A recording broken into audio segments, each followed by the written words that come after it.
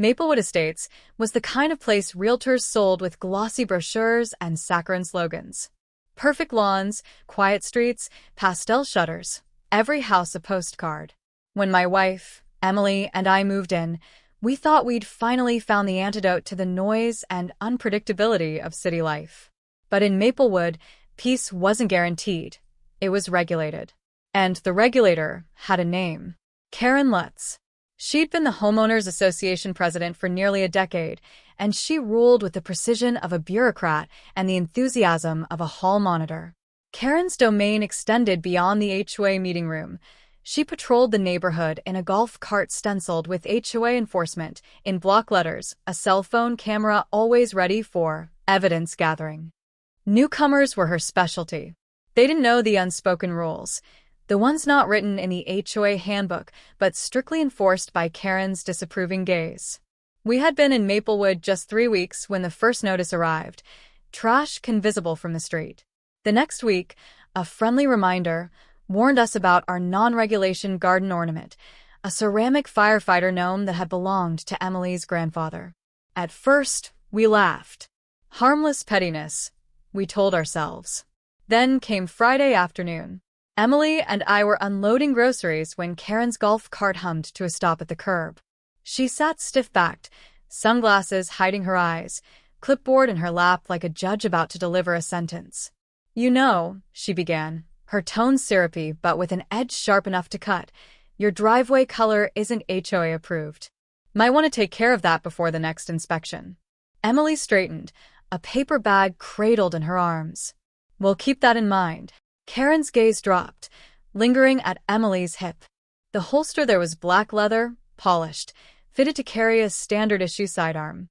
Emily, a decorated police sergeant, carried it as naturally as her own shadow. Off-duty or not, she never left home without it. Karen's lips tightened. "That," she said, gesturing to the holster, "isn't appropriate for a family neighborhood." Emily didn't flinch.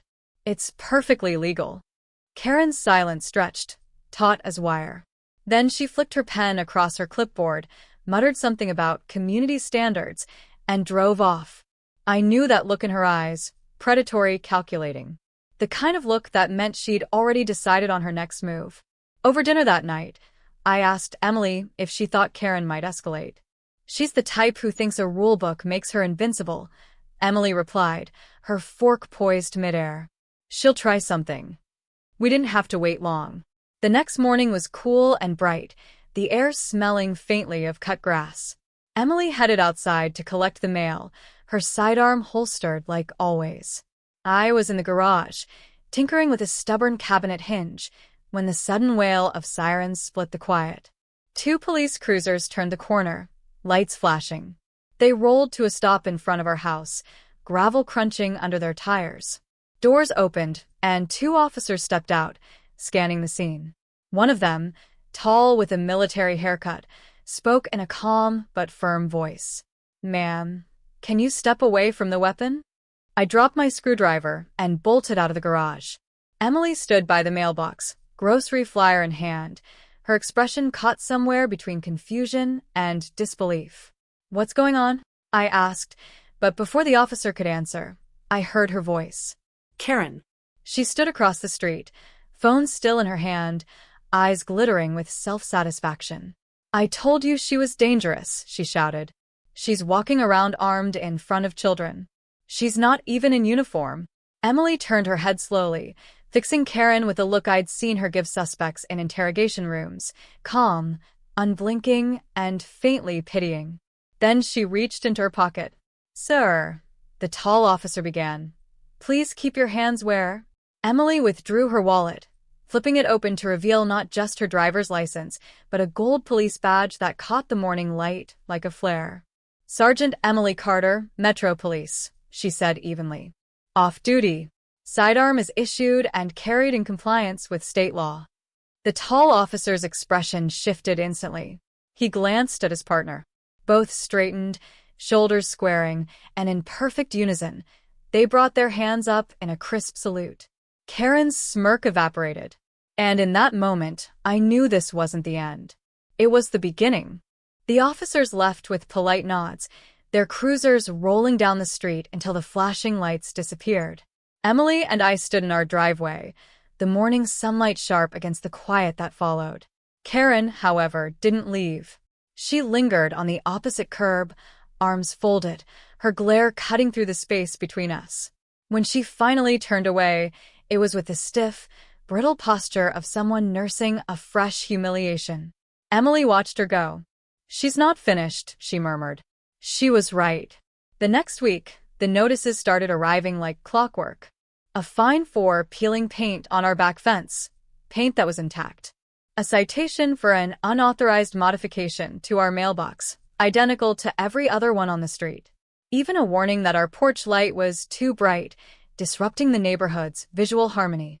Each letter came on HOA letterhead, signed by Karen in her looping, self-important script. Emily didn't crumble. She filed each notice neatly in a folder, her jaw tightening a little more with each one. I'd seen her like this before in her work, when she built cases piece by piece, patient but relentless. "She's overplaying her hand," Emily said one night, spreading the notices across the dining table. "Harassment leaves a paper trail." I wanted to believe it would stop on its own, that Karen would find another target. But Karen wasn't after compliance anymore. She was after control. By the third week, she'd escalated from letters to in-person confrontations. Twice, she appeared in our yard unannounced, claiming to inspect landscaping. Once, I caught her photographing the side of our house at dusk, her golf cart idling at the curb. The message was clear: "This is my neighborhood, and you'll play by my rules, or you'll wish you had." Emily's patience finally reached its limit on a Saturday morning. Karen had appeared again, this time pointing out code violations in the length of our grass while two neighbors pretended not to watch from across the street. Emily stepped forward, her tone low but steady. "Karen, I'm telling you once, stop harassing us. If you think we've violated any rule, follow the proper process. Don't show up here uninvited again." Karen smiled in that way people do when they think they've already won. Proper process?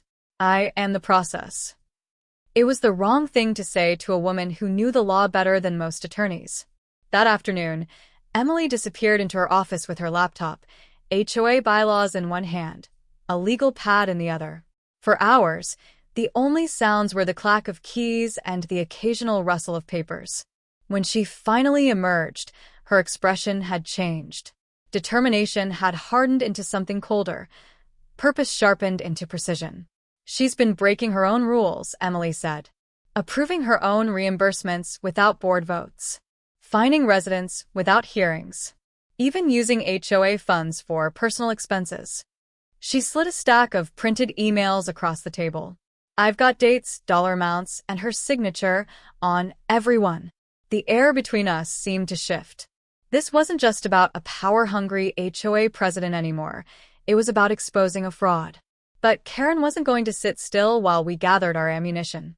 The very next day, a new notice arrived, a final warning for repeated violations, threatening legal action if we didn't restore compliance. Emily read it once, then folded it carefully and placed it on the growing pile. "She's trying to push us into a corner," she said, "but she doesn't realize we've already built the exit." For the first time since the sirens had flashed in front of our house, I felt the balance starting to shift. Karen still had the title, the position, and the golf cart. But Emily had something far more dangerous: facts, patience, and the will to use both. When she closed the folder and set it aside, there was a spark in her eyes. Not anger anymore. Strategy. "She wants a fight," Emily said quietly. "Let's give her one." The plan wasn't ready yet, but the war had officially begun. For the next 2 weeks, Emily operated like she was back on a major case. The dining table became a command center, every inch covered in manila folders, printouts, and sticky notes. Dates, transactions, board meeting minutes. She'd hunted down every scrap of HOA paperwork she could get her hands on. Her network helped. A neighbor named Jim, who'd been quietly resentful of Karen's rule for years, slipped us copies of past financial reports. Another resident, Mrs. Patel, Shared emails Karen had sent threatening fines for infractions that weren't in the official handbook. Each document added weight to the pile, turning suspicion into evidence. But Karen didn't slow down. If anything, she seemed to sense we were preparing something. The notices kept coming, each one more absurd than the last. One accused us of having improperly aligned roof shingles. Another claimed our backyard garden posed a wildlife hazard. "She's throwing everything she can at us," Emily said one evening, tapping her pen against the latest notice. "It's a distraction tactic, keep us busy defending ourselves so we can't go on offense." But Emily was on offense. She mapped out Karen's pattern of behavior with the precision of a tactical plan. Each false violation, each instance where Karen acted without the board's consent, each time HOA funds were used for her personal benefit. The evidence wasn't just damning. It was irrefutable. One night, while I was stacking the papers back into their folders, Emily leaned back in her chair and said, "There's a board meeting next Thursday. Public session. That's when we do it." It wasn't just the words, but the way she said them. Calm, certain, like the outcome was already decided. The days leading up to the meeting felt electric. Emily kept her routine at work, but every evening she reviewed her notes, rehearsing the order of her points. I could tell she was thinking 3 moves ahead. Meanwhile, Karen kept circling the neighborhood in her golf cart, her eyes lingering on our house just a little too long. I imagined her picturing us packing boxes, imagining her victory. She had no idea she was walking into her own ambush. On the night before the meeting, Emily spread the key documents on the table one last time. "Tomorrow," she said, "we stop reacting. Tomorrow, we take the ground she's been standing on." When Thursday came, the HOA hall was more crowded than I'd ever seen it. Folding chairs lined the walls, and the low murmur of conversation filled the air. Word had spread. Karen's reign had left a lot of people with grievances, and curiosity had brought them out. Karen sat at the head table, her usual smile fixed in place, gavel resting near her hand. 2 board members flanked her, both looking uneasy. "Let's begin," Karen said, tapping the gavel lightly. "First on the agenda." Emily raised her hand. "Point of order." Karen's eyes narrowed. "This is not the time for—" "It is," Emily cut in. Her voice carried across the room, calm but commanding. "I have evidence that the current HOA president has violated multiple sections of the association's charter." A ripple of murmurs ran through the crowd. Karen's smile faltered. Emily stepped forward, a folder in her hand. She began methodically. First the unauthorized reimbursements, then the fines issued without hearings, then the financial records showing HOA funds used for personal expenses, complete with receipts. Karen tried to interrupt twice, but each time Emily overrode her with a reference to the charter and the relevant section number. She wasn't just making accusations, she was building a case in real time, each piece stacking neatly onto the next. "You have abused your position," Emily concluded, her voice steady. "And under Section 14, subsection C, that is grounds for immediate removal by board vote." The room went still. For a long moment, Karen didn't move. Then she laughed, short, sharp, and brittle. "You think you can just waltz in here and—" "Yes," said one of the board members quietly. "We can." And that was when I knew. The tide had turned. The silence after the board member's words was heavier than the humid air in the hall. Karen's smile twitched, straining to hold. Her eyes darted between the 2 board members flanking her, searching for loyalty. But loyalty, I realized, was in short supply tonight.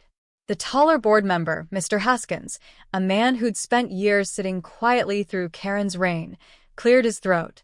"I move that we proceed to a vote on the president's removal." The shorter one, Mrs. Delgado, didn't hesitate. Seconded. Karen's chair scraped against the floor as she shot to her feet. "This is absurd. This is my—" "It's not yours," Emily interrupted, her voice calm but carrying to the back of the room. "It's the community's. And the community deserves better." Karen's gaze locked on her, venom in her tone. "You think this makes you a hero? You've lived here less than a year." "And in that time," Emily said, holding her folder to her side. "I've seen enough to know how much damage you've done." Murmurs swelled again. People were nodding now, whispering to one another. Some looked angry. Others looked relieved. The board called for the vote. One by one, hands rose, first tentative, then confident. It wasn't just the board members. Under the bylaws, a majority of homeowners present could confirm the removal. Within moments, the sea of raised hands made the outcome clear. Karen stood frozen, the gavel still in front of her, but no longer within reach.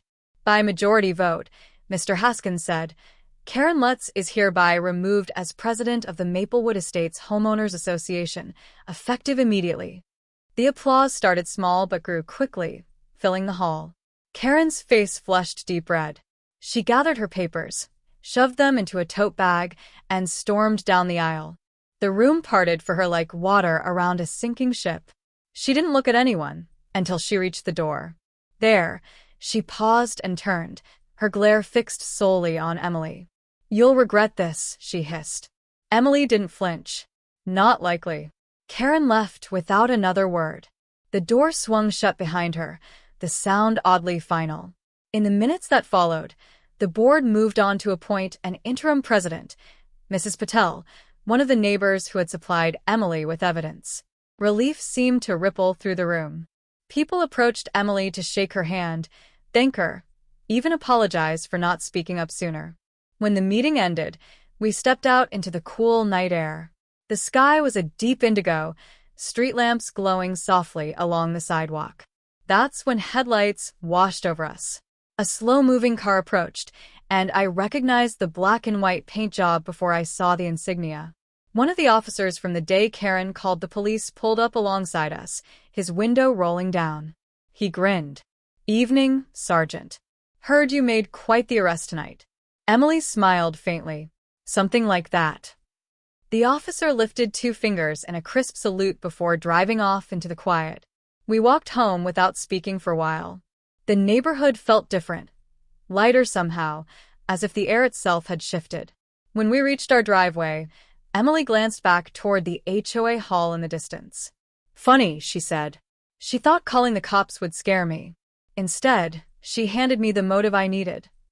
I looked at her then, steady, unshaken, victorious, and I knew Karen hadn't just lost her title. She'd lost the one thing she'd thrived on: fear. From that night on, Maplewood Estates truly became the quiet neighborhood we'd been promised.